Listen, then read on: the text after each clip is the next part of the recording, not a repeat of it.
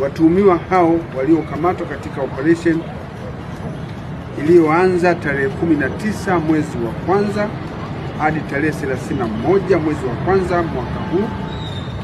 Operation hiyo ilifanyika kutokana na taarifa za malalamiko ambazo tulizipokea kutoka kwa wananchi mbalimbali katika jiji la Mwanza juu ya uwepo wa vitendo hivyo vya kihalifu katika maeneo mbalimbali hapa jijini. Watuhumiwa hao ambao wamekuwa wakipora watu mali zao zikiwepo fedha na mali nyingine, hususani wale abiria wanaosafiri kutoka katikati ya jiji kuelekea maeneo mengine baada ya kufanya manunuzi, au wengine ambao wamekuwa wamekuja mjini kwa ajili ya kufanya biashara mbalimbali. Watuhumiwa waliokamatwa kwa matukio ya wizi ndani ya usafiri wa umma, yani daladala, majina yao ni kama ifuatavyo. Wa kwanza anaitwa Emmanuel Magere Zogoli, huyu anaishi Nyakato National. Huyu ni dereva wa gari namba T 39 DFR aina ya Toyota Ice inayofanya safari zake kati ya Kisesa na Nyashishi. Mwingine anaitwa Musa Isa Makuye, miaka 37, mhudumu wa daladala, yani conductor, mkazi wa Nyakato, wilaya ya Sengerema, Nyamagana.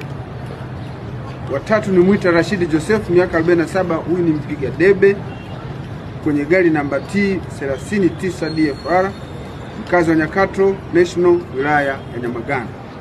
Wanne ni Shabani Hashimu Abdalla, miaka 47, na mkazi wa Buhongwa, wilaya ya Nyamagana, ni dereva wa gari namba T 249 DAK aina ya Toyota Hiace inayofanya safari zake kati ya Nyashishi na Kisesa. Watano ni Boniface Charles Mabina, miaka 22, mhudumu wa daladala, yani conductor, wa gari namba T 249 DAK na mkazi wa Nyegezi, wilaya ya Nyamagana. Watuhumiwa wengine waliokamatwa kwa makosa ya kukatisha njia na kutofika sehemu husika kama ilivyoainishwa kwenye leseni zao za usafirishaji, ambao idadi yao ni 9, wamekamatwa pamoja na magari kama ambavyo yanasomeka katika taarifa hii. Watuhumiwa wote hao waliokamatwa wanaendelea kufanyiwa uchunguzi, na watakapokuwa tumekamilisha taratibu za kiuchunguzi, basi watachukuliwa hatua kwa mujibu wa sheria. Jeshi la polisi linapenda kueleza kwamba matukio ambayo yalianza kushamiri kwenye usafiri wa umma na hatimaye kubatizwa majina kama manowari, majina kama laki si pesa,